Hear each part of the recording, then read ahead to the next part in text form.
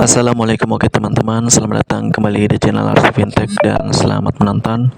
Pada kesempatan kali ini saya akan membahas tutorial mengenai cara masuk ke akun Gojek tanpa kode OTP.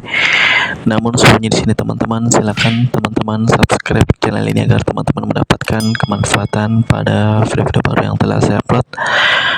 Ada caranya, silakan teman-teman masuk di aplikasi Gojek teman-teman.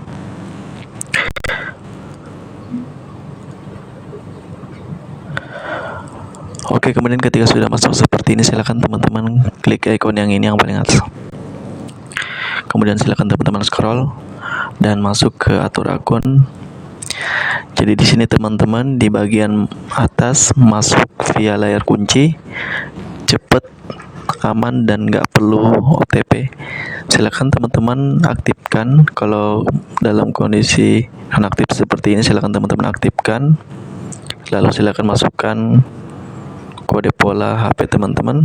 Di sini saya akan coba keluarkan akun Gojek saya.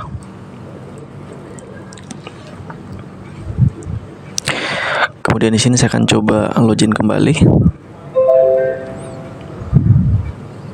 dengan menggunakan kode layar HP.